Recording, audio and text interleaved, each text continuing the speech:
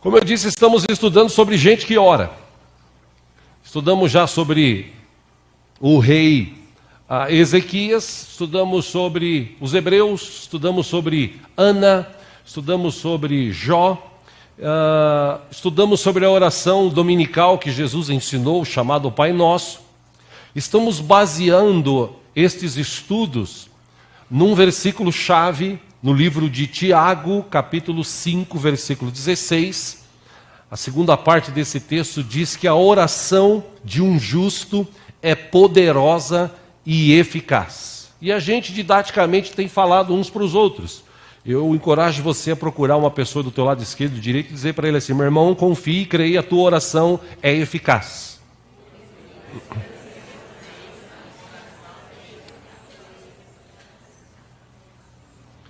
Quero falar hoje sobre a oração de Davi. Davi foi um homem que orou muito. Davi tem uma história que a gente precisa de muito tempo para estudá-la. Vou procurar sintetizar algumas questões da vida de Davi, para que a gente possa tirar proveito de tudo o que aconteceu na vida dele, de bom e de ruim, e colocarmos, provavelmente, se acreditarmos em prática nas nossas vidas, para que a gente tenha uma vida melhor.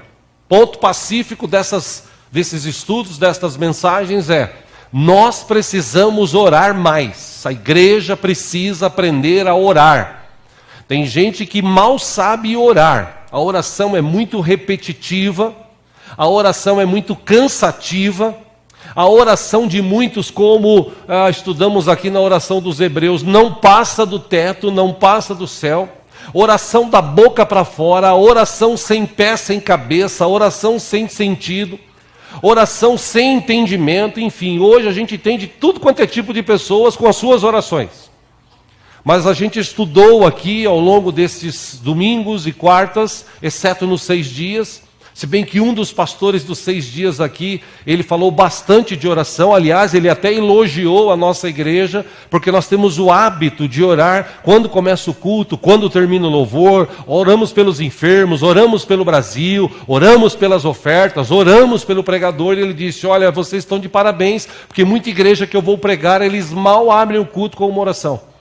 Então, a gente precisa, apesar de a gente orar, a gente precisa orar mais.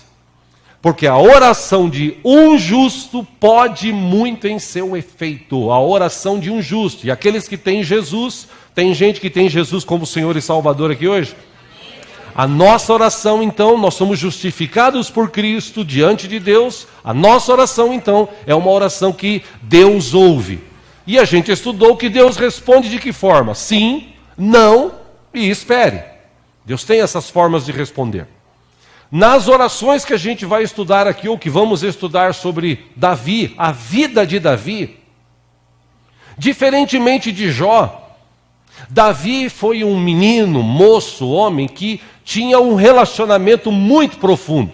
Jó, você lembra, domingo passado nós estudamos, no livro de Jó 42, depois que Deus se apresentou para ele e lhe fez 70 e poucas perguntas retóricas, ou seja, aquela pergunta que você já sabe a resposta, mas Deus ainda insistiu e fez essas perguntas para Jó, do tipo: aonde você estava quando eu criei o mundo? Aonde você estava quando eu fiz separação das águas? Quando eu criei os animais? Quando eu criei os oceanos? Aonde você estava? Quem era você? E em Jó 42, quando Jó tem esse tete a tete com Deus, porque lembre-se, ele era fiel a Deus, ele era justo, mas ele tinha uma vida assim, ele ouvia falar de Deus e praticava a justiça e a fidelidade. Todavia, ele não tinha experiência profunda com Deus. Ele precisou, entenda essa expressão, precisou, entre aspas, perder tudo, para ele ter consciência e para Deus tratar algo que estava dentro da cabeça dele. Lembre-se que quando ele perdeu tudo, perdeu a sua família, perdeu seus bens, perdeu a sua saúde, ele mesmo disse: o que eu mais temia me aconteceu. Então, apesar dele ser justo, dele ser fiel, dele ser reto, dentro dele, ele tinha medo de perder as coisas. Ou seja, ele não confiava 100% em Deus. E ele não confiava 100% em Deus porque ele conhecia Deus e ouvia falar. Quando Deus se apresenta, quando Deus trata, quando Deus fala com ele, aí ele diz no Jó capítulo 42, Senhor, eu me arrependo no pó, porque quem sou eu ante o Senhor? Nenhum dos teus planos pode ser frustrado, ó Deus. Agora sim, antes eu te conhecia de ouvir falar, agora eu te conheço porque eu te contemplo. Então, Senhor, eu me arrependo, tem misericórdia da minha vida. Diferente de Jó, Davi, ele tinha um relacionamento com Deus desde a sua mocidade. Ele se relacionava com Deus, ele tinha uma capacidade de escrever textos, poemas, canções, que causam até inveja em muitos de nós. Uma inveja, se é que existe, dizem por aí, é a tal da inveja santa. É aquela inveja que você fala assim, poxa, esse irmão tem uma capacidade tão grande de fazer algumas coisas, que eu gostaria de ter essa capacidade. E Davi era um desses. E por que Davi tinha essa capacidade? Primeiro, porque ele tinha um relacionamento profundo com Deus. E quanto mais nós nos aprofundamos no relacionamento com Deus, a Bíblia diz que Deus nos capacita, que Deus nos traz sobre as nossas vidas tempos novos, tempos de discernimento, tempos de sabedoria, capacitação para a gente viver melhor, para a gente entender as situações. Davi foi um desses. Apesar de tudo que aconteceu na vida dele, de bom ou de ruim, Davi nunca deixou de servir a Deus, Davi nunca deixou de orar, Davi nunca deixou de se relacionar com Deus. Então, gente que ora, se relaciona com Deus diariamente. Por isso, Davi, diferentemente de Jó, conhecia Deus de se relacionar. Para a gente conhecer melhor, para quem não conhece, ou para lembrar quem já conhece a história de Davi, eu queria ler com você parte dela. Está no livro de 1 Samuel, capítulo 16. 1 Samuel, capítulo 16. Se houver alguém sem Bíblia do teu lado, aí se você puder repartir a leitura, por favor, faça isso. Naquela época, o rei de Israel era Saul, ele foi o primeiro rei. Saul foi levantado como rei porque o povo olhava para as nações do lado oposto, esquerdo, direito, frente, trás, e eles tinham uma chamada inveja, porque aqueles reis, aqueles reinos tinham rei e eles não tinham rei. Aí eles pediram para Samuel que levantasse um rei. Samuel se entristeceu porque ele era o profeta, o sacerdote de Deus na época. Deus falava com o povo através de Samuel. Samuel se entristeceu e na sua oração, quando ele falou com Deus, Deus falou, calma Samuel, o povo, ele não rejeitou você, eles rejeitaram a mim. Então eles querem um rei, vou dar um rei para eles. E eles vão ter que sustentar esse rei. Suas filhas vão servir o rei na casa dele. Os seus filhos também vão trabalhar para o rei, vão fazer parte do exército do rei daqui para frente, vocês vão ter que sustentar. E Saul, um belo dia, fez algo, além de outras atitudes, mas a mais grave, ele fez algo que não agradou a Deus. Porque Deus não está interessado em sacrifícios. Deus está interessado em gente que olha para Ele e reconhece Ele como Deus, se coloca no seu devido lugar, se arrepende e vive uma vida reta e justa diante do Senhor. Por isso, Saul foi rejeitado.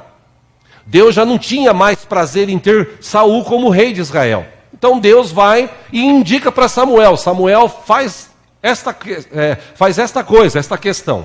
1 Samuel capítulo 16, versículo 1. O Senhor disse a Samuel, até quando você irá se entristecer por causa de Saul? Eu o rejeitei como rei de Israel. Encha um chifre com óleo e vá a Belém. Eu o enviarei a Jessé. Escolhi um de seus filhos para fazê-lo rei. Versículo 2. Samuel, porém, disse, como poderei ir? Saul saberá disto e me matará. O Senhor disse, leve um novilho com você e diga que foi sacrificar ao Senhor. Versículo 3, convide Jessé para o sacrifício e eu lhe mostrarei o que fazer. Você irá ungir para mim aquele que eu indicar. Versículo 4, Samuel fez o que o Senhor disse. Quando chegou a Belém, as autoridades da cidade foram encontrar-se com ele, tremendo de medo, e perguntaram: vens em paz? Versículo 5, respondeu Samuel: sim, venho em paz. Vim sacrificar ao Senhor. Consagrem-se e venham ao sacrifício comigo. Então ele consagrou Jessé e os filhos dele e os convidou para o sacrifício. Versículo 6, quando chegaram, Samuel viu Eliabe e pensou: com certeza é este que o Senhor quer ungir. Versículo 7, o Senhor contudo disse a Samuel: não considere sua aparência, nem sua altura, pois eu o rejeitei. O Senhor não vê como o homem. O homem vê a aparência, mas o Senhor vê o coração. Versículo 8, então Jessé chamou Abinadab e o levou a Samuel. Ele, porém, disse: o Senhor também não escolheu este. Versículo 9, em seguida Jessé levou Samá a Samuel, mas este disse: também não foi este que o Senhor escolheu. 10, Jessé levou a Samuel 7 de seus filhos, mas Samuel lhe disse: o Senhor não escolheu nenhum destes. 11, então perguntou a Jessé: estes são todos os filhos que você tem? Jessé respondeu: ainda tenho o caçula, mas ele está lá cuidando das ovelhas. Samuel disse: traga-o aqui, não nos sentaremos para comer enquanto ele não chegar. Versículo 12, Jessé mandou chamá-lo e ele veio. Ele era ruivo, de belos olhos e boa aparência. Então o Senhor disse a Samuel: é este, levante-se e unjam. Versículo 13, Samuel apanhou o chifre cheio de óleo e ungiu na presença de seus irmãos. E a partir daquele dia, o Espírito do Senhor apoderou-se de Davi. E Samuel voltou para Ramá. 14, o Espírito do Senhor se retirou de Saul, e um espírito maligno vindo da parte do Senhor o atormentava. Versículo 15, os oficiais de Saul lhe disseram: há um espírito maligno, mandado por Deus, te atormentando. Versículo 16, que o nosso soberano mande estes seus servos procurar um homem que saiba tocar harpa. Quando o espírito maligno, vindo da parte de Deus, se apoderar de ti, o homem tocará a harpa e tu te sentirás melhor. Versículo 17, e Saul respondeu aos que o serviam: encontrem alguém que toque bem e tragam-no até aqui. Versículo 18, um dos oficiais de Saul respondeu: conheço um filho de Jessé, de Belém, que sabe tocar harpa. É um guerreiro valente, sabe falar bem, tem boa aparência e o Senhor está com ele. Versículo 19, então Saul mandou mensageiros a Jessé com a seguinte mensagem: envie-me seu filho Davi, que cuida das ovelhas. Versículo 20, Jessé apanhou um jumento e o carregou de pães, uma vasilha de couro cheia de vinho e um cabrito, e os enviou a Saul por meio de Davi, seu filho. Versículo 21, Davi apresentou-se a Saul e passou a trabalhar para ele. Saul gostou muito dele, e Davi tornou-se seu escudeiro. Versículo 22, então Saul enviou a seguinte mensagem a Jessé: deixe que Davi continue trabalhando para mim, pois estou satisfeito com ele. Versículo 23, sempre que o espírito mandado por Deus se apoderava de Saul, Davi apanhava sua harpa e tocava. Então Saul sentia alívio e melhorava, e o espírito maligno o deixava. Só até aí. Dentro dessa história de Davi, segundo a gente lê, e segundo historiadores bíblicos, Davi provavelmente, era um filho bastardo de Jessé. Por que filho bastardo? Tudo leva a crer, segundo estudiosos da Bíblia, que a mãe de Davi havia tido um caso extraconjugal. E desse caso nasceu Davi. Por que eles chegaram a essa conclusão? A Bíblia fala sobre isso? Não. Mas a escrita do Salmo 139, do Salmo 51, do próprio Davi, ele mesmo na escrita ele diz: olha, eu fui formado no pecado. E também se entende nesse texto que quando Jessé recebe Samuel, Jessé reúne os melhores filhos que eles tinham, os mais altos, fortes. Apresenta a todos eles. Você vê como é que é a cabeça do ser humano. Quando Samuel viu mais velho, alto, forte, ele já pensou, é esse que Deus quer como rei, porque Saul era assim. Só que Deus olha para ele e fala assim, Samuel, Deus não vê que nem você. Vocês veem a aparência, Deus vê o coração. Deus conhece as pessoas por dentro. Então quando acaba os filhos que ele tinha ali, ele pergunta, você não tem mais filhos? Ele fala, tenho um, chamado Davi, ele é pastor de ovelhas, está cuidando das ovelhas lá. Pois então chame-o. E quando Davi chegou, Deus disse no coração de Samuel, é este. E naquele dia ele recebeu uma unção sobre a vida dele, uma unção de rei inclusive. Todavia ele não foi rei imediatamente. Davi, ele continuou fazendo o que ele costumava fazer.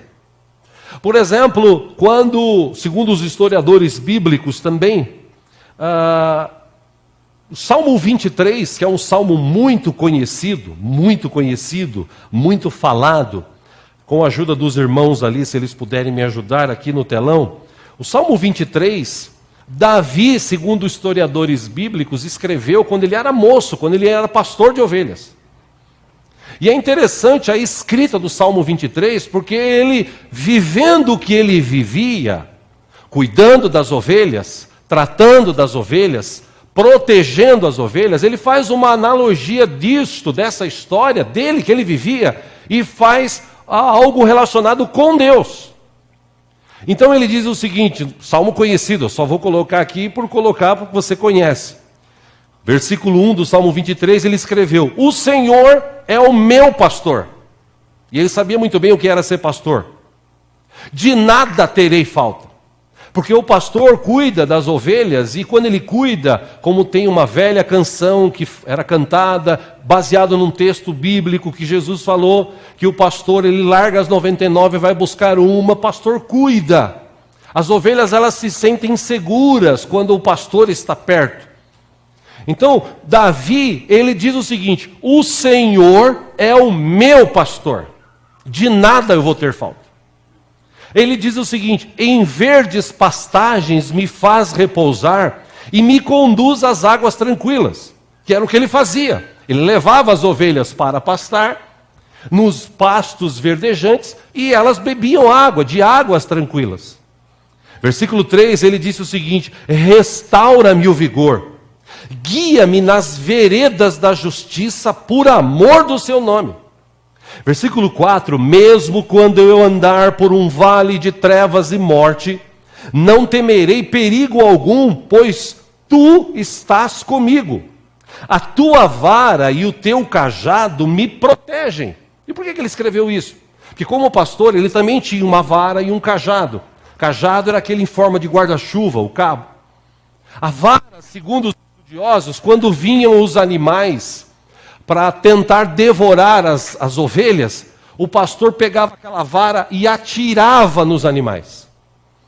Quando as ovelhas se perdiam ou caíam em algum lugar, para retirá-las, o pastor usava aquele tipo guarda-chuva, pegava pelo pescoço e colocava num lugar seguro.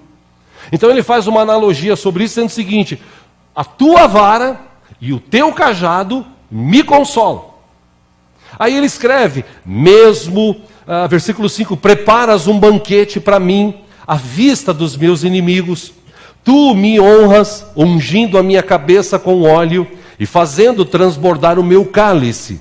Versículo 6 ele diz, sei que a bondade e a fidelidade me acompanharão todos os dias da minha vida e voltarei à casa do Senhor enquanto eu viver. Meu irmão, para escrever um salmo desse, uma escrita dessa, com 16, 17 para 18 anos, o cara tinha que ter um relacionamento muito bom com Deus. Porque você vê hoje jovens, a maioria, ou adolescentes que têm essa idade, que não tem a capacidade de escrever talvez uma frase de Deus ou relacionada a Deus. Davi, ele brincava com a escrita, baseado nas experiências que ele tinha com Deus. Eu imagino até que Davi, por ser talvez um pouco rejeitado na família, pelos irmãos e tal, ele se sentia seguro, não com seu pai, com a sua mãe, ele se sentia seguro com Deus, ele se apegou a Deus de tal forma, que tudo o que ele fazia, ele colocava Deus no meio. Tudo o que ele fazia, ele orava, ele falava com Deus, ele confiava em Deus. Tanto que, quando Davi foi chamado para tocar harpa, e é interessante, porque eu não sei se você gravou aí, no versículo 18, que a gente leu em 1 Samuel, um dos oficiais, ele disse para o rei Saul assim: eu conheço um cara assim. O nome dele é Davi, filho de Jessé. Ele sabe tocar harpa, é um guerreiro valente, sabe falar bem, tem boa aparência, e veja que interessante, e o Senhor está com ele. Ou seja, Davizinho, aquele cara que talvez era rejeitado e tal, ainda assim, Deus estava com ele. E tudo que ele fazia, ele se relacionava com Deus. Chamam ele começa a tocar harpa. E interessante também que neste texto, no versículo 16, a ordem de Saul foi essa. Isso aqui serve para os músicos, futuros músicos, cantores da igreja. Só um adendo aqui, porque ele disse o seguinte: procure um homem que saiba tocar harpa bem. Ele não está falando assim, aquele que sabe tocar mais ou menos. Porque essa era uma máxima que tinha na igreja antigamente. Quando a pessoa ia cantar, ela já subia pedindo desculpa, perdão. Irmãos, Pai do Senhor, perdoa, eu vou cantar uma música, mas, irmão, fique espírito de oração. Até hoje eu nunca entendi por que falava isso. Eu não sei se era espírito de oração assim: Senhor, não ouve, que a irmã está cantando tão desafinada, esqueceu a letra, não se preparou. Porque quando a gente vai cantar para Deus, a gente tem que fazer o melhor. Porque Deus merece o melhor. Amém? Ah, pastor, mas Deus aceita qualquer coisa. Deus até pode aceitar. Mas quanto melhor a gente se preparar, quanto mais nos prepararmos, melhor será. Tanto que, quando o Saul disse o seguinte: eu preciso de alguém que toque bem, o cara lembrou: eu conheço um, é Davi, filho de Jessé. O cara é bom, toca bem, o cara é um guerreiro valente, o cara fala bem, ele tem uma boa aparência, apesar de ser baixinho, tem uma boa aparência, e o Senhor está com ele. Quando Davi tocava a harpa, aquele espírito mau que vinha atormentar Saul, ele amenizava a situação, porque a gente já estudou, já falou sobre isso no passado. Isso é uma máxima que até hoje vale. O louvor, o verdadeiro louvor, a verdadeira canção que adora a Deus, é capaz de trazer libertação, trazer paz, trazer alento, trazer capacitação na vida daqueles que cantam e que ouvem.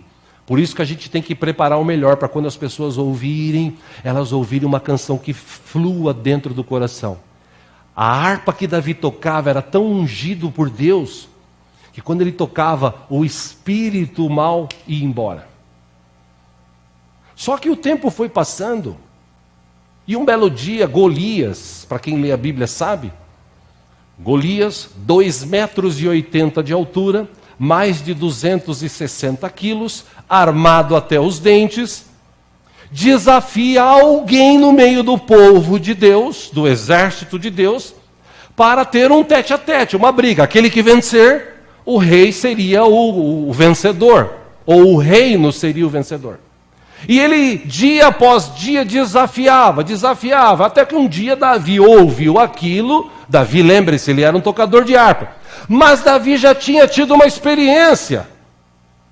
Isso aqui também serve para quem deseja um dia ser pastor, pregador e tal. Não é só porque você foi numa igreja, alguém falou: nossa, você canta bem, você fala bem, que você fala assim: pô, agora eu estou por cima, agora eu vou virar pregador. Porque hoje em dia, o que mais tem aí são aqueles pastores que nunca passaram por uma faculdade, nunca passaram por uma escola de teologia e nunca viveram uma história dentro de uma igreja. Lá, começou lá embaixo, lavando o chão, lavando cadeira, cuidando de telhado, fazendo as coisas, pintando, entregando folheto. Não, hoje os caras querem ser pastor. E Davi tinha uma história diante de Deus. Desde moço, ele já defendia as ovelhas. Ele mesmo disse, eu enfrentei, quando ele falou com Saul, eu enfrentei urso, eu enfrentei leão, enfrentei todo tipo de animal, eu ia para cima mesmo, comigo não tem essa. Então eu vou enfrentar esse incircunciso que está desafiando aí o povo de Deus, eu vou enfrentar em nome do Senhor, porque eu creio que o Senhor vai me dar a vitória. Ele tinha experiência, ele tinha uma história já diante de Deus.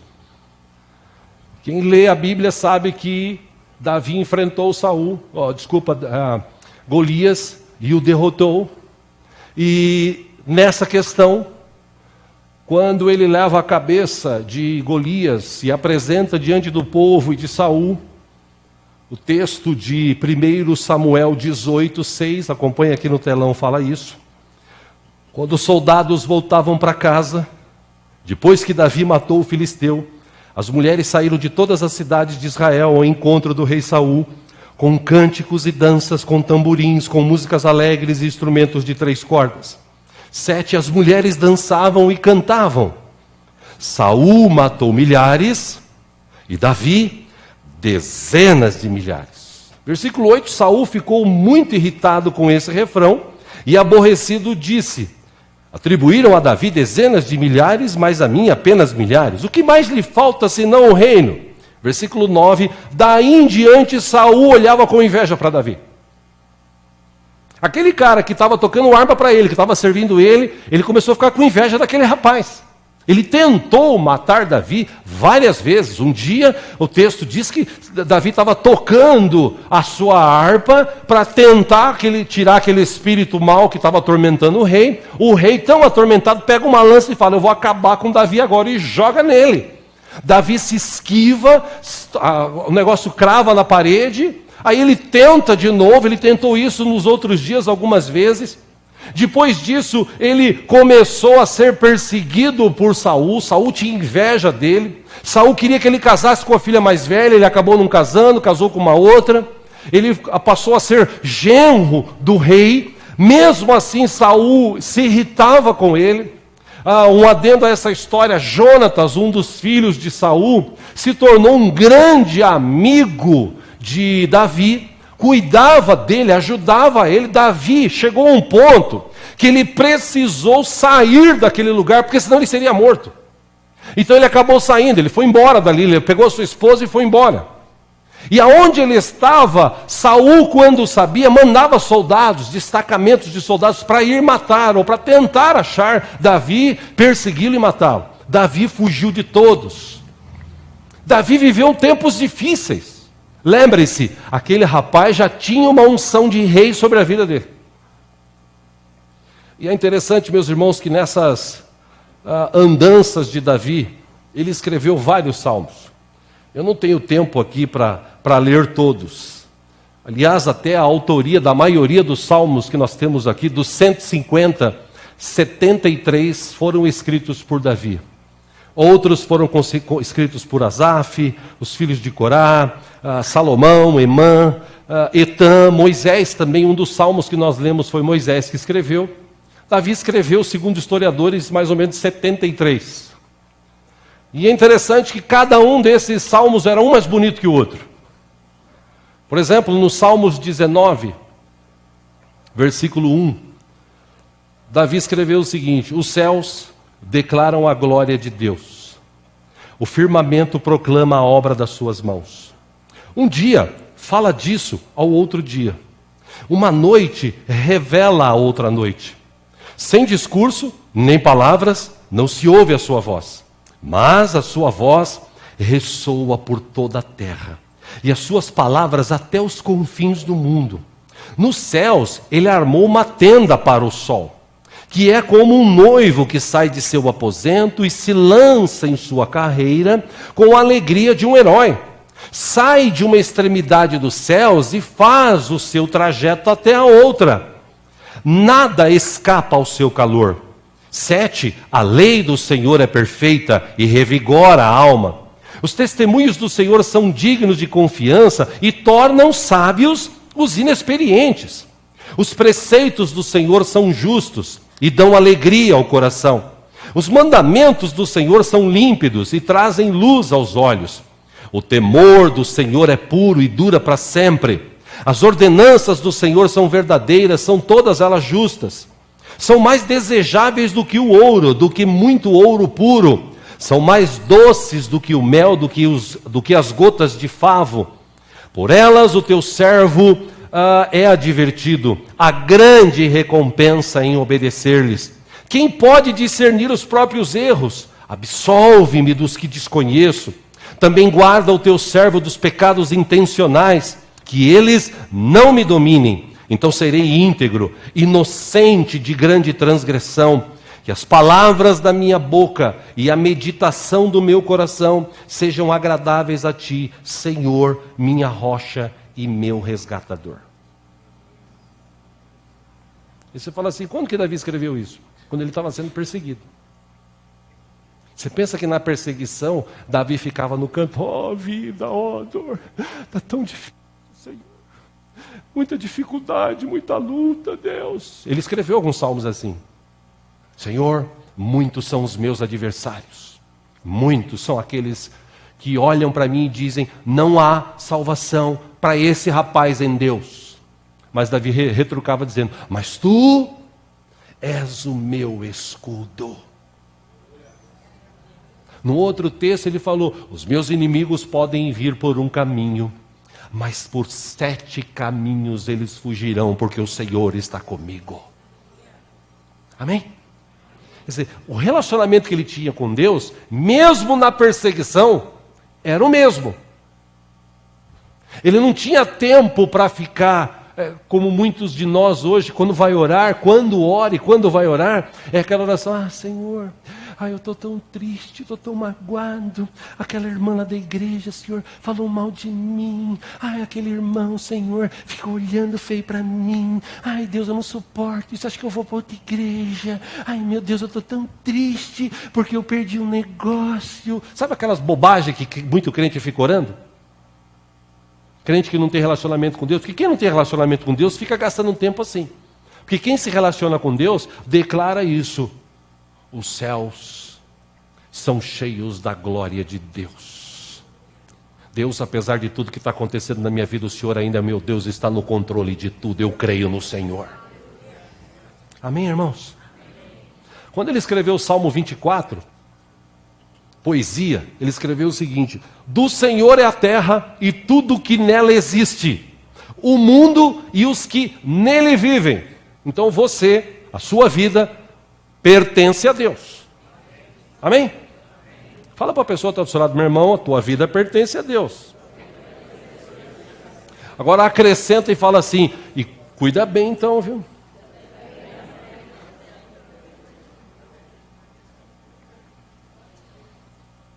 Mesmo porque a Bíblia diz que nós somos templo do Espírito Santo, Ele habita em nós, a gente tem que cuidar bem. Versículo 2, Davi escreveu, pois foi Ele quem fundou-a sobre os mares e firmou-a sobre as águas. Aí ele faz uma pergunta, quem poderá subir ao monte do Senhor?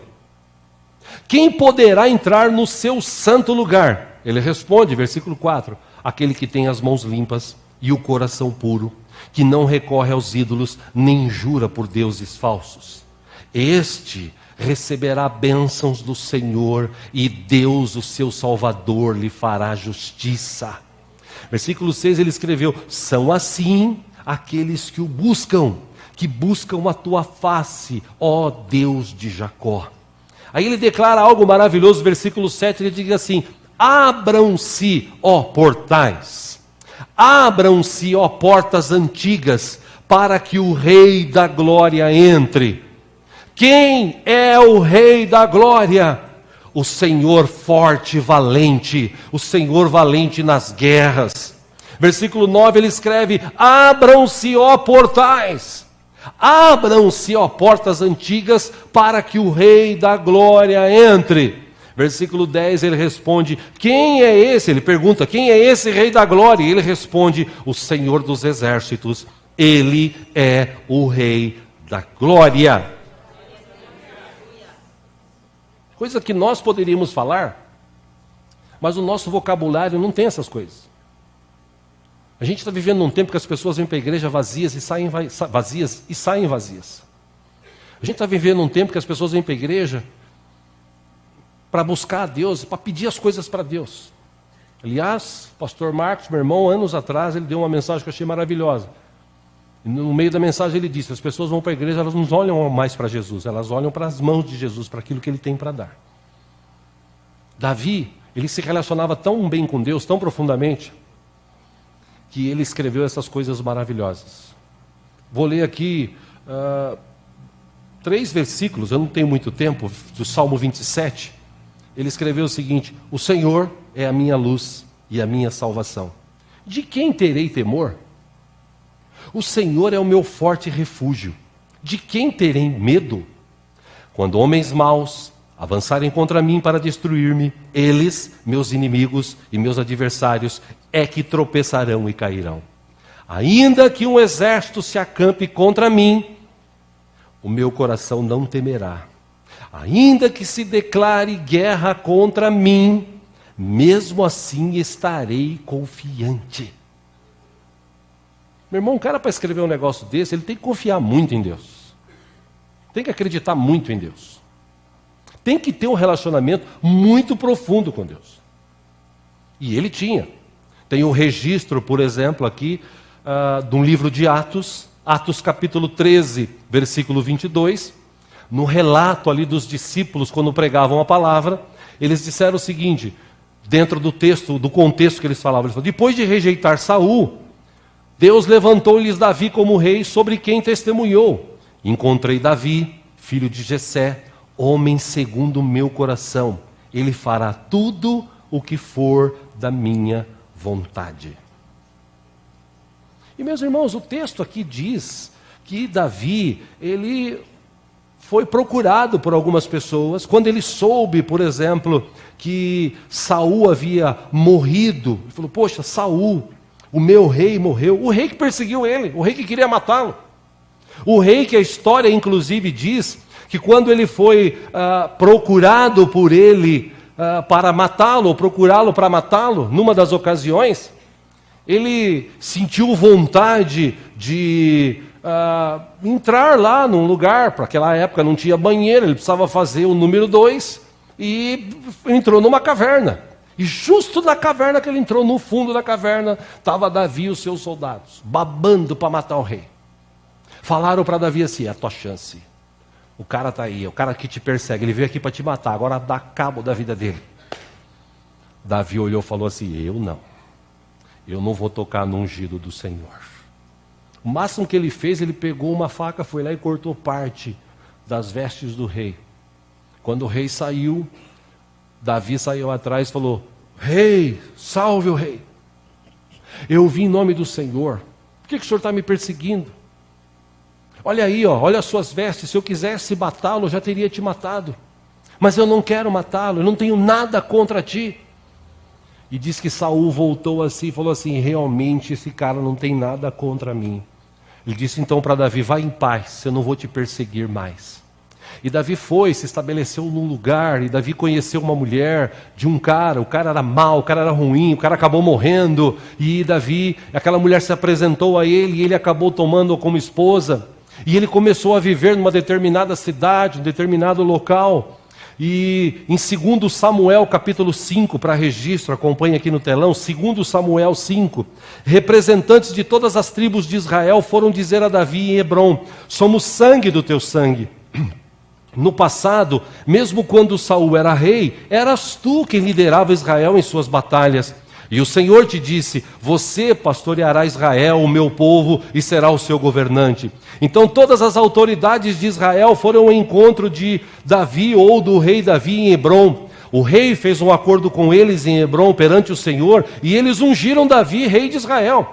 Davi tinha 30 anos de idade quando começou a reinar, e reinou durante 40 anos. Em Hebrom, ele reinou sobre Judá 7 anos e meio, e em Jerusalém reinou sobre todo Israel e Judá 33 anos. Aí o rei e seus soldados marcharam para Jerusalém para atacar os jebuseus que viviam lá. E os jebuseus disseram a Davi, olha o que eles falaram: você não vai entrar aqui. Até os cegos e os aleijados podem se defender de você. Tipo, você não é de nada. Davi, eles achavam que Davi não conseguiria entrar, mas Davi conquistou a fortaleza de Sião, que veio a ser a cidade de Davi. Naquele dia, disse Davi, quem quiser vencer os jebuseus, usou da mesma palavra, né? Terá que utilizar a passagem de água para chegar àqueles cegos e aleijados inimigos de Davi. É por isso que dizem, os cegos e aleijados não entrarão no palácio. Versículo 9, Davi passou a morar na fortaleza e chamou a cidade de Davi. Construiu defesas na parte interna da cidade desde o Milo. E foi se tornando cada vez mais poderoso. Por quê? Porque o Senhor, o Deus dos exércitos, estava com ele. Meu irmão, depois de tudo que ele passou, de todas as lutas, de todas as dificuldades, de todas as provações, de toda a humilhação, Davi permaneceu firme. Davi servia a Deus de todo o coração. Segundo Atos, Davi era um homem segundo o coração de Deus. Davi foi o maior rei que Israel já teve em toda a sua história. Homem de Deus, homem valente, homem corajoso, temente ao Senhor, servo de Deus, tete a tete que ele tinha com Deus desde a sua mocidade. Homem que se voltava para Deus, que buscava o Senhor. Homem acima de qualquer desconfiança. Um homem que servia a Deus. Os textos, se você ler, os historiadores bíblicos chegaram à conclusão que o reino de Davi foi um reino muito abençoado. O seu filho Salomão, que assumiu pós a morte dele, foi até muito mais abençoado, porque tudo que Deus falava para Salomão, ele falava assim, eu vou fazer em consideração ao teu pai Davi. Porque o teu pai Davi me servia de todo o coração. Só que Davi era humano. E como humano, nós estamos sujeitos a errar. Quem já não errou, como diz aquele adágio popular, atire a primeira pedra. Jesus falou sobre isso. Se tornou um adágio popular. Todo mundo já errou. Davi também cometeu um grande erro. Um belo dia, rei, naquele palácio, ele, naquele dia que estava tendo guerra, ele preferiu não ir. Ele ficou no seu palácio. Acordou mais tarde, tomou seu café, participou do seu almoço. De repente ele sai naquele hall que havia fora do palácio. Naquele hall ele enxergava toda ou parte de toda a cidade de Jerusalém. E ali, quando ele sai, que ele olha, ele vê uma mulher muito bonita. Lá dentro dos muros da casa dela, tomando o seu banho, porque naquela época também banho era assim, os muros eram altos, mas de cima ele acabou vendo, aquilo chamou a atenção, mulher bonita, mulher se purificando, como diz o texto, de sua menstruação, tinha acabado de terminar, e ela estava tomando o seu banho, se purificando. Quando Davi viu, ele chamou o seu servo e disse, quem que é aquela mulher? Ele falou, aquela mulher, ela é a esposa do teu amigo Urias. Ah, é? Pô, então chama ela aqui. Chamou, e naquela época a palavra de rei tinha um peso muito grande. Ele acabou se deitando com ela, ela foi embora, e depois de uns dias ela manda um recado, Senhor rei, estou grávida. Ah, puxa, e agora? Pô, vou dar um jeito, a gente vai dar uma encobertada nisso aí. Eu vou mandar chamar Urias. Chamou Urias e disse para ele, Urias, vai para tua casa, descansa. Você está cansado. Vai lá, descansa. Deite-se com a sua mulher, tal. Urias falou, não vou porque o povo está em guerra. Nós estamos vivendo um momento difícil, eu quero estar lá na frente de batalha. Eu só vim aqui para atender o teu chamado, mas eu não vou. Não, vai para casa. E mandou Urias sair, pois Urias passou a noite inteira na porta do palácio do rei Davi. No outro dia, quando ele viu que ele não foi embora, ele escreve uma carta e manda levar para o chefe da guarda. O chefe da guarda recebeu uma ordem, põe Urias na frente de batalha. Os primeiros que morrem são os que estão na frente. E ele acabou sendo morto. E aí veio a notícia, a mulher passou aqueles dias de luto, e depois disso Davi pegou aquela mulher e se tornou mulher dele. E aí vem o texto que eu quero ler com você em 2 Samuel capítulo 12. Vamos ler juntos. Glória a Deus. Ele tinha cometido um erro muito grave.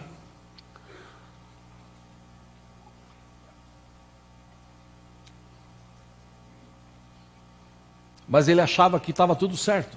Deu um jeitinho. Escondeu o pecado. E pecado você não esconde de Deus. Você pode esconder dos outros. De Deus nunca. Deus vê todas as coisas. Segundo Samuel capítulo 12, versículo 1. O Senhor enviou a Davi o profeta Natã. Ao chegar, ele disse a Davi: 2 homens viviam numa cidade, um era rico e o outro pobre. O rico possuía muitas ovelhas e bois, 3, mas o pobre nada tinha, senão uma cordeirinha que havia comprado. Ele a criou e ela cresceu com ele e com seus filhos. Ela comia junto dele, bebia do seu copo e até dormia em seus braços. Era como uma filha para ele. 4 certo dia, algum viajante chegou à casa do rico e este não quis pegar uma de suas próprias ovelhas ou de seus bois para preparar-lhe uma refeição. Em vez disso, preparou para o visitante a cordeira que pertencia ao pobre. Versículo 5, então Davi encheu-se de ira contra o homem e disse a Natã: juro pelo nome do Senhor que o homem que fez isso merece a morte. Versículo 6, deverá pagar 4 vezes o preço da cordeira porquanto agiu sem misericórdia. 7, Natã disse a Davi: você é esse homem. E continuou, ele diz: assim diz o Senhor, o Deus de Israel: eu ungi rei de Israel, eu o livrei das mãos de Saul. 8, dei-lhe a casa e as mulheres do seu senhor, dei-lhe a nação de Israel e de Judá. E se tudo isso ainda não fosse o suficiente, eu lhe teria dado mais ainda. Versículo 9, por que você desprezou a palavra do Senhor, fazendo o que ele reprova? Você matou Urias, o hitita, com a espada dos amonitas e ficou com a mulher dele. 10, por isso, a espada nunca se afastará de sua família, pois você me desprezou e tomou a mulher de Urias, o hitita, para ser sua mulher. Versículo 11, assim diz o Senhor: de sua própria família trarei desgraça sobre você. Tomarei as suas mulheres diante dos seus próprios olhos e as darei a outro, e ele se deitará com elas em plena luz do dia. 12, você fez as escondidas, mas eu o farei diante de todo Israel em plena luz do dia. Aí versículo 13, Davi disse a Natã: pequei contra o Senhor. Eu fico imaginando a expressão do rosto de Davi quando ele ouve essa sentença, essa acusação, e depois a sentença. Eu fico imaginando o rosto. O rosto dele deve ter expressado um arrependimento tão profundo que imediatamente Natã responde: o Senhor perdoou o seu pecado, você não morrerá. 14, ele diz: entretanto, uma vez que você insultou o Senhor, o menino morrerá. A verdade, meus irmãos, só até aí desse texto, que Davi cometeu um erro gravíssimo, muito grave. Ele caiu em si depois daquela besteira que ele fez, que o próprio Deus fala para ele: o que você quisesse eu te dava. Eu te dei riqueza, eu te dei mulher, eu te dei uma casa, eu te dei o reino. Você tinha de tudo, do bom e do melhor. E se você quisesse ainda mais, eu te daria. Você não precisava fazer o que você fez. E ele não precisava mesmo, tinha outras tantas mulheres. Ele não precisava pegar a mulher do outro, dar um jeito de matar o cara. Ele não precisava disso. Mas como eu disse, apesar de ter um relacionamento profundo com Deus, Davi era humano e ele cometeu um erro muito grave. Mas como também disse, a expressão dele foi tão grande de arrependimento que Natã disse para ele: Deus já te perdoou. Apesar das consequências que você vai passar, Deus já te perdoou. E ele passou por essas consequências, irmãos. Teve filho que matou o outro irmão. Teve um filho que estuprou a própria irmã de mães diferentes. O seu filho mais velho, Absalão, quis tomar o seu reino, e quando ele quis tomar o reino, Davi acabou fugindo com a sua família, largou lá o seu palácio. Absalão entrou com os seus soldados, tomou posse do lugar, pegou as conservas de Davi, levou para aquele hall onde Davi tinha feito aquilo, ou visto aquela mulher. Lá no hall daquele lugar, eles tiveram relacionamento sexual com aquelas mulheres, e todo mundo que passava via, ou seja, o que Natan tinha falado aconteceu. Davi passou por momentos difíceis. Davi passou por muitas dificuldades. Mas quando Davi entendeu que ele havia pecado, ele não fez como muita gente, que diz que se arrepende, mas não se arrepende. Não, Davi se arrependeu, e eu quero ler essa oração com você. Salmo 51 agora, vamos ler juntos. Glória a Deus.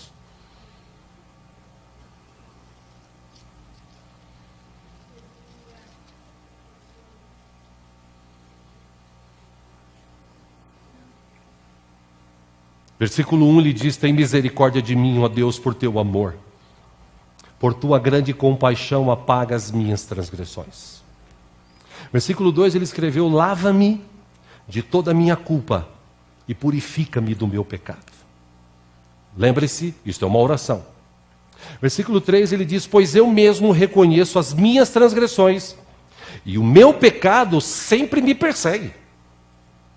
Versículo 4, ele escreveu: contra ti, só contra ti pequei e fiz o que tu reprovas, de modo que justa é a tua sentença e tens razão em condenar. Versículo 5, sei que sou pecador desde que nasci. Sim, desde que me concebeu minha mãe. Versículo 6, ele fala: sei que desejas a verdade no íntimo, e no coração me ensinas a sabedoria. Versículo 7, purifica-me com o hisopo e ficarei puro. Lava-me e mais branco do que a neve serei. Pausa aí. Comunidade livre em Cristo também é cultura. Você já deve ter ouvido essa palavra hisopo, ou para alguns hisopo. Expresse como você quiser. O que é isso, pastor? Alguns peritos modernos dizem que é uma planta da família da hortelã, é comum na Palestina, em condições favoráveis atinge de 50 a 90 centímetros de altura, seus ramos e suas folhas grossas são pilosos e, conforme indicado em 1 Reis 4:33, podem ser encontradas em fendas de rochas e em muros. O hisopo foi usado pelos israelitas no Egito para aspergir o sangue da vítima pascual, ou nas duas ombreiras e nas vergas das suas casas. Êxodo 12 fala sobre isso. Na inauguração do pacto da lei, Moisés usou o hisopo para aspergir o livro da lei e o povo. O hisopo figurava também na cerimônia de purificação de pessoas, ou casas que anteriormente tinham sido infectadas por lepra, na preparação de cinzas a serem usadas na água de purificação, bem como para se espargir esta água em certos objetos e pessoas. E aí você entende porque os padres hoje, dá aquela, não sei se você já tomou aquela aspergida, eles não usam sopa, mas eles usam outro tal, né? Lembra? Quem já foi católico sabe o que eu estou falando, né? Enfim, eu também não sei, eu só sei porque um amigo meu trabalha com forros, ele foi vender forro numa igreja católica, e ele deu uma palestra assim, depois ele ficou do lado. Aí o padre no final, em nome do Padre, o filho começou a jogar e pegou nele ainda. Falei: ih, rapaz, tá lascado, né? Brinquei. Brincadeira. Por isso que Davi, conhecedor dessa história, ele disse: Senhor, tem misericórdia de mim, purifica-me com o hisopo e eu ficarei puro. Versículo 8, faze-me ouvir de novo júbilo e alegria, e os ossos que esmagaste exultarão. 9, esconde o rosto dos meus pecados e apaga todas as minhas iniquidades. Versículo 10, cria em mim um coração puro, ó Deus, e renova dentro de mim um espírito estável. Versículo 11, não me expulses da tua presença, nem tires de mim o teu Santo Espírito. 12, devolva-me a alegria da tua salvação e sustenta-me com o espírito pronto a obedecer. Versículo 13, então ensinarei os teus caminhos aos transgressores, para que os pecadores se voltem para ti. Versículo 14, livra-me da culpa dos crimes de sangue, ó Deus, Deus da minha salvação, e a minha língua aclamará a tua justiça. Ó Senhor, dá palavras aos meus lábios, e a minha boca anunciará o teu louvor. 16, não te deleitas em sacrifícios, nem te agradas em holocaustos, senão eu os traria. 17, os sacrifícios que agradam a Deus são um espírito quebrantado. Um coração quebrantado e contrito, ó Deus, não desprezarás. 18, ele escreveu, por tua boa vontade, faze Sião prosperar, ergue os muros de Jerusalém. 19, então te agradarás dos sacrifícios sinceros, das ofertas queimadas e dos holocaustos, e novilhos serão oferecidos sobre o teu altar. Irmão, o que a gente aprende aqui para encerrar com as orações de Davi, a história de Davi, a vida de Davi? Quero me ater nesta oração de confissão. Primeiro, é preciso conhecer Deus em sua essência. Só quem conhece Deus em sua essência tem essa capacidade de olhar para Ele, de se apresentar diante dEle, e se arrepender, reconhecer o seu erro, a sua humanidade, a sua carência, e falar: Senhor, tem misericórdia de mim. Meus irmãos, Davi conhecia tanto a Deus e confiava tanto em Deus, preste atenção, que num outro erro que ele cometeu mais para frente de sua vida, Deus fala para ele o seguinte: você tem 3 opções. Ele pensa, segundo Samuel 24:14, ele responde: é grande a minha angústia, mas eu prefiro cair nas mãos do Senhor, pois grande é a sua misericórdia, a cair na mão dos homens. Só fala isso quem tem relacionamento com Deus. Eu prefiro que Deus me corrija do que os outros venham me corrigir. Eu prefiro me submeter, porque eu sei que Deus é misericordioso e Deus vai olhar para a minha causa. Só quem faz isso é quem tem relacionamento com Ele, é quem ora, é quem tem vocabulário para conversar, para tratar com Ele. Segundo, é preciso nós aprendermos a reconhecer a nossa humanidade e a nossa carência. Meus irmãos, a gente tem que aprender, nós precisamos de Deus. Tem alguém que precisa de Deus aqui? Gostaria que você levantasse a sua mão e verbalizasse assim: Senhor, eu preciso de Ti. Mas não fala para mim não, fala para Ele.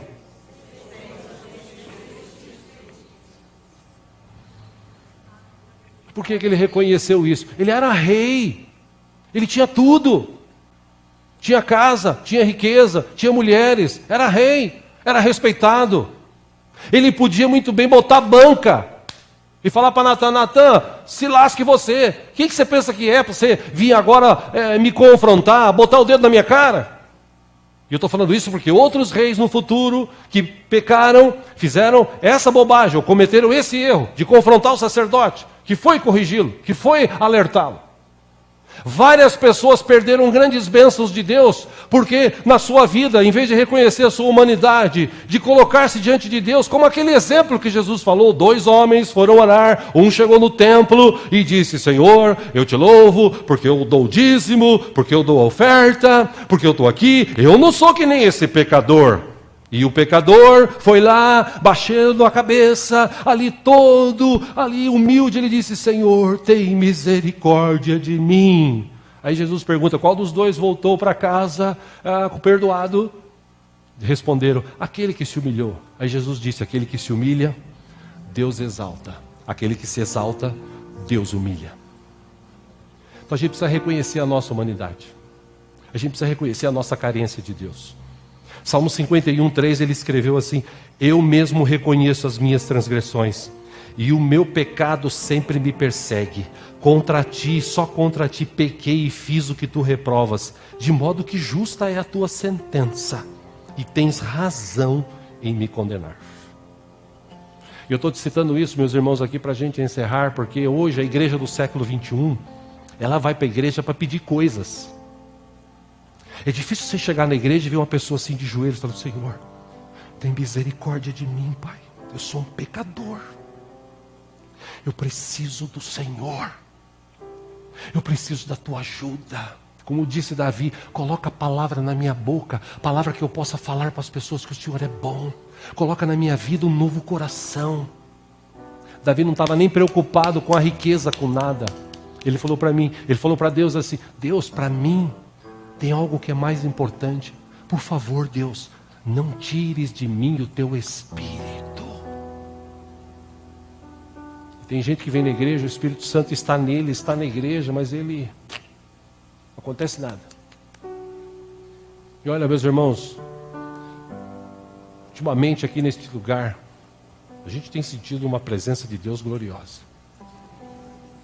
Os 7 pregadores que vieram aqui, os 7 me falaram: existe algo de diferente aqui. O pastor Robson, quarta-feira, terminou o culto, ele foi embora na quinta. Quando eu falei com ele, ele disse: pastor, eu senti uma unção de Deus tão forte na tua igreja, algo tremendo. Ou seja, Deus está nesse lugar.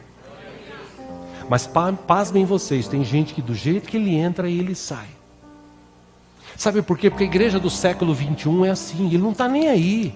Ele chega lá, ele bate o papo, ele fala os palavrão, sai da igreja, xinga, fala palavrão, bebe, fuma, engana, mente, trai. Aí vem no domingo e vai lá: oh, Deus é bom, Deus é maravilhoso. Ele não se arrepende. Tem uns até que tem dinheiro, tem condição, fala assim: não, hoje eu não vou na igreja não, porque hoje eu vou curtir. Agora eu tenho dinheiro. E quando eu olho para a vida de Davi, com toda a sua riqueza, com tudo que ele tinha, ele se humilha e fala assim: Senhor, eu reconheço que eu pequei. Senhor, é justa a tua sentença para comigo. Mas Senhor, não tira de mim o teu Espírito. Que oração maravilhosa. Quando eu estava preparando isso, me veio à mente o relato de Apocalipse, que segundo alguns historiadores bíblicos serve para a igreja do século 21, para mim e para você. A última carta escrita por João, que Jesus cantou a bola para ele, Apocalipse 3,14, com a ajuda dos irmãos ali. Jesus disse para João: ao anjo da igreja em Laodiceia escreva: estas são as palavras do Amém, a testemunha fiel e verdadeira, o soberano da criação de Deus. Jesus falando: conheço as suas obras, sei que você não é frio nem quente. Melhor seria que você fosse frio ou quente. Assim, porque você é morno, você não é frio nem quente, eu estou a ponto de vomitá-lo da minha boca. Isso Jesus está falando para a igreja. 17, aí você diz: estou rico, adquiri riqueza, não preciso de nada. Não reconhece, porém, que é miserável, digno de compaixão, pobre, cego e que está nu. Aí Jesus fala: eu dou-te este conselho: compre de mim ouro refinado no fogo, e você se tornará rico. Compre roupas brancas e vista-se para cobrir a sua vergonhosa nudez. E compre colírio para ungir os seus olhos e poder enxergar. Eu repreendo e disciplino aqueles que amo. Por isso, seja diligente e arrependa-se. Jesus ainda diz: eis que estou à porta e bato. Se alguém ouvir a minha voz e abrir a porta, entrarei e cearei com ele e ele comigo. Igreja do século 21. Igreja que o povo está tudo bem. Principalmente aqui no Ocidente, né? As igrejas, o povo está bem. Só quando tem uma dificuldade, uma crise, aí vai todo mundo para a igreja, ora, faz campanha, dá dinheiro, faz o diabo. Mas quando a coisa está bem, hoje eu não vou na igreja, eu não estou sentindo. Quando as pessoas erram, pecam, em vez de elas buscar a presença de Deus, elas se acham autossuficientes. Tem gente que está dentro da igreja e vive na prática do pecado. E quando Davi ouviu a sentença, ele falou: Senhor, me perdoa. E tem gente que vive da igreja assim. Jesus está falando para a igreja. Aí quando Jesus fala assim: você é pobre, você é miserável, você é cego, você é nu, você precisa mudar esse estilo de vida que você está vivendo. Ele fala: não, mas eu sou rico. eu tenho a minha vida aqui. Não, não, você é morno. Você não está nem frio nem quente, você está morno. E eu estou a ponto de te vomitar da minha boca. A igreja do século 21, onde as pessoas têm riqueza, as igrejas são ricas, mas existe pouco poder, existe pouca unção, existe pessoas que estão aí se achando o máximo, cantores, pregadores.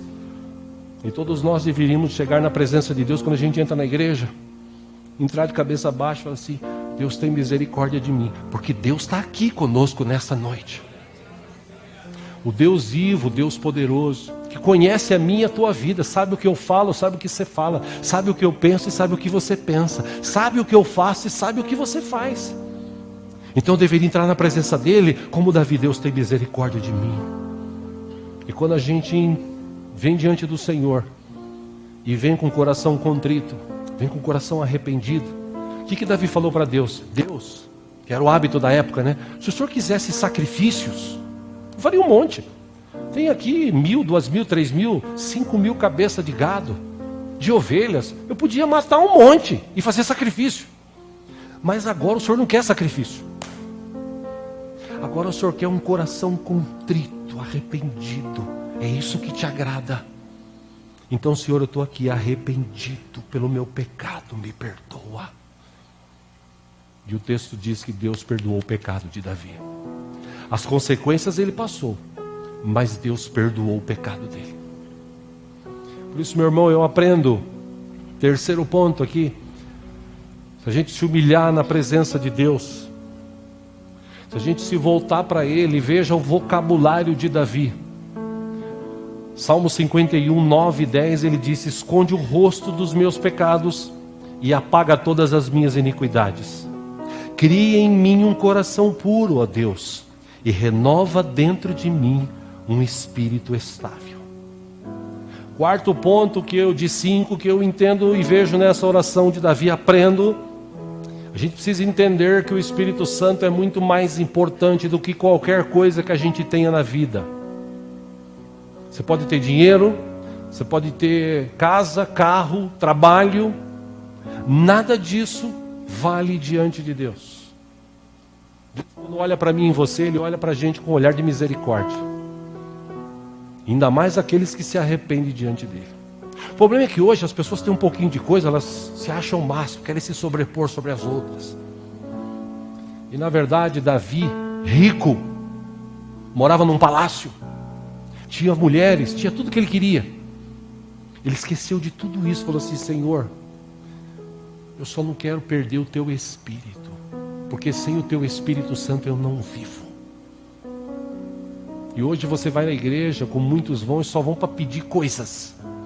Senhor, me dá uma mina, Senhor, me dá um mino, Senhor, me dá um carro, Senhor, me dá uma casa, Senhor, me dá um trabalho, Senhor, me dá dinheiro, Senhor, paga minha conta, Senhor, faz isso. Pastor, mas é proibido fazer isso? Não, não é proibido, você pode fazer isso a hora que você quiser.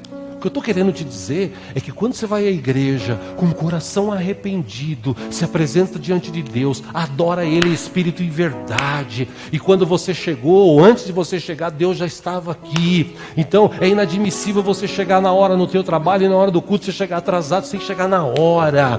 Você tem compromisso com Deus, e quando você tem compromisso com Deus, você entra, você glorifica Ele, você adora Ele, você bate palma, você canta, você se humilha, você ouve a palavra dele e sai daqui diferente, porque a palavra de Deus, ela é viva e eficaz na vida daqueles que creem. Quando você se ajoelha, quando você se levanta, quando você ergue as suas mãos, você diz: Senhor, enche-me do teu Espírito, porque o resto é consequência, o resto Deus dá. Deus abençoa a todos. E por último, a gente precisa entender que Deus procura adoradores que o adorem em espírito e em verdade. Se Deus quisesse sacrifício, mas Deus não quer sacrifício. Tem gente que acha assim: não, mas eu dou o dízimo na igreja, Deus tem que me abençoar, eu sou dizimista, eu sou ofertante, eu vou em todos os cultos, eu sou crente há 30 anos. Isso não quer dizer nada. O que Deus procura dentro da igreja são adoradores que o adoram em espírito e verdade. quando Jesus estava com aquela mulher samaritana, que era judia. Eram duas cidades próximas, mas eles não se falavam. Aí Jesus encontra aquela mulher e ela olha no papo que ela tem com Jesus, ela fala assim: vocês adoram Jesus lá no templo. Nós adoramos, vocês adoram a Deus lá no templo. Nós adoramos a Deus aqui no monte. Tipo assim, vocês têm o jeito de vocês lá e nós temos o nosso jeito aqui. Aí Jesus fala assim: realmente, mas vai chegar a hora. Aliás, Jesus disse: e já chegou a hora que os verdadeiros adoradores vão adorar a Deus em espírito e em verdade. Não é só no templo, não é só no monte, em todos os lugares a gente adora a Deus, a gente tem relacionamento com Ele, a gente vive a vida para Ele, porque Ele é o nosso Deus. Meu irmão, minha irmã, no dia que a gente entender isso, a nossa vida será muito diferente. E é por isso que a gente está aqui hoje. Porque a gente precisa aprender, a gente precisa melhorar o nosso vocabulário, a nossa oração, o nosso relacionamento com Deus. E mais uma vez, Deus está aqui. E Ele está dando a oportunidade para mim e para você, da gente se relacionar melhor com Ele. Se for o caso, usar a oração de Davi. Se for o caso, peça-se: Senhor, me dá sabedoria, para que eu possa orar. Não ficar só repetindo coisas, mas orar. Vocês que são jovens, adolescentes, peça a Deus: Deus, me dá sabedoria de escrever canções. Me dá sabedoria de escrever poemas, textos, que possam me remeter para perto de Ti. Porque quando a gente fala de Deus, a gente fala assim: Deus, Tu és bom. Deus, Tu és maravilhoso. Deus, Tu és misericordioso. Deus, Tu és perdoador. Deus, Tu és o Criador. Aleluia, glória ao Deus. É só isso que os crentes sabem falar. A gente não consegue olhar para o céu e falar assim: do Senhor é a terra e a sua plenitude, o mundo e tudo que nele há pertence ao meu Deus. Aí os portais estão lá: abram-se, ó portais. Que portais são esses? Os portais da terra, os portais dos céus, que entre o Rei da Glória. Mas quem que é o Rei da Glória? O Rei da Glória é o Senhor dos Exércitos, que está comigo, que cuida da minha vida, que anda comigo todo dia, toda hora. Que eu estou dormindo, Ele está do lado me guardando. Que eu estou trabalhando, Ele está lá movendo por mim, trabalhando por mim. Quando eu tenho relacionamento com Ele, que vem a dificuldade, e em vez de eu ficar reclamando, choramingando a dificuldade, eu digo assim: do Senhor é a terra e a sua plenitude. O Senhor é o meu pastor e nada me faltará. Ele é a minha salvação. Por mais que se levantem inimigos, os meus inimigos podem se levantar contra mim, mas eles serão derrotados, porque o Deus dos exércitos é o Deus da minha vida. Eu convido você a ficar em pé para a gente orar. Já te dei aqui motivos de sobra para você orar. Quero te encorajar para você orar agora, falar com Deus. Por isso, para não se dispersar, feche os teus olhos, nós já vamos encerrar. Desculpa aí, passei um pouquinho do tempo, mas nós já vamos encerrar. Feche os teus olhos. Eu encorajo você a falar com Deus hoje, talvez como você nunca falou. A orar agora e falar do teu jeito. Senhor, eu preciso mudar. Senhor, eu preciso ter um relacionamento profundo contigo. Eu não quero viver só de culto em culto. Eu quero viver todos os dias na tua presença. Eu quero gastar tempo lendo a tua palavra. Como disse o salmista: lâmpada para os meus pés é a tua palavra e luz para o meu caminho. Eu quero ter relacionamento com o Senhor, Pai, de poder ouvir-te, não de ouvir falar, mas de te conhecer. Eu quero, ó Deus, no momento da dificuldade, a gente está vivendo um tempo de crise no país, mas ainda assim a gente ora e diz: Senhor, nós não estamos em crise, nós estamos em Cristo, porque o Senhor é aquele que nos guarda, que nos sustenta, que nos abençoa. Você pode estar vivendo um momento difícil na tua vida agora, então eu te aconselho a você orar e falar: Senhor, eu aprendi, obrigado a Deus, porque eu sei que mesmo no momento de dificuldade, como escreveu Davi, ainda que eu ande pelo vale da sombra da morte, eu não temerei coisa alguma, porque o Senhor está comigo. Meu irmão, saia do trivial, saia do aleluia, do glória a Deus, e comece a falar com Deus, a verbalizar coisas novas do teu coração para com Deus. Este é o momento, é você e Deus, aproveite, Ele está aqui.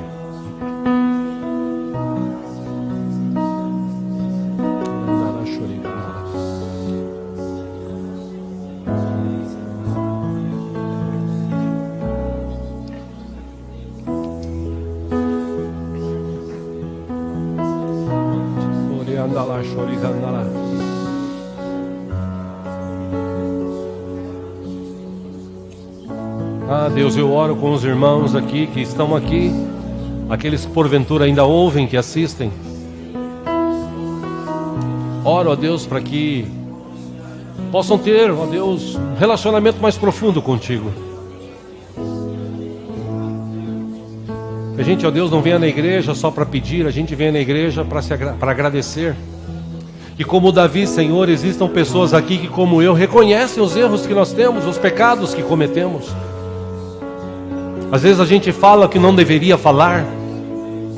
Às vezes a gente pensa o que não deveria pensar. A gente, ó Deus, às vezes fazemos aquilo que nós não gostaríamos de fazer. E pecamos e erramos.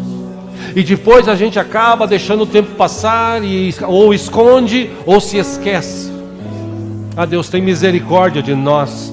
Como pregou aqui há 2 domingos atrás o pastor Ripari, nós precisamos aprender a perdoar. E quando a gente perdoa, nós somos curados, somos sarados, somos abençoados. Deus, tem misericórdia. Como o Senhor ouviu a oração de Davi, que o Senhor possa ouvir orações aqui nesta noite. O Senhor possa trazer um novo tempo. O Senhor possa trazer renovação. Espírito Santo, enche a minha vida, enche as nossas vidas com tua unção, com teu poder, com a tua graça. Renova-nos aqui nesta noite, Senhor. Que verdadeiramente aqueles que têm pecados escondidos possam, ó Deus, falar contigo. Possam se reportar ao Senhor e possam, ó Deus, sair daqui hoje perdoados, livres. Em nome de Jesus.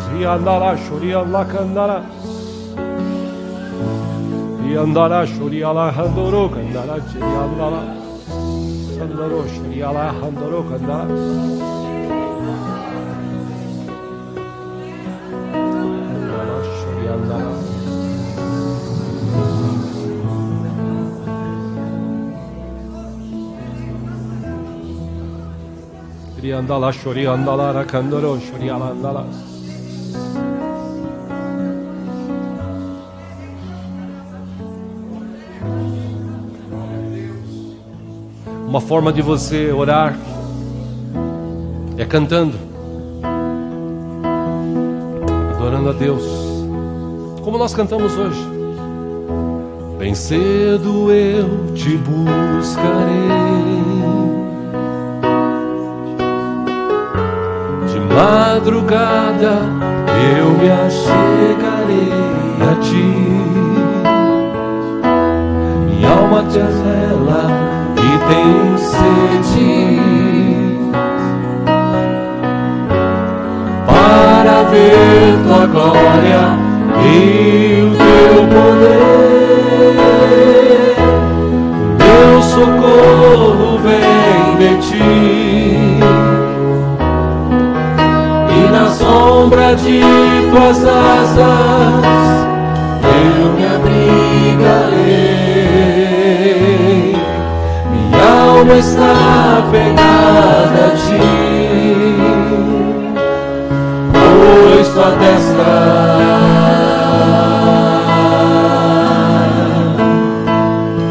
me tem sustentado, pois tua destra me tem sustentado. Meu socorro vem de ti, e na sombra de tuas asas eu me abrigarei. Minha alma está pegada a ti, pois tua destra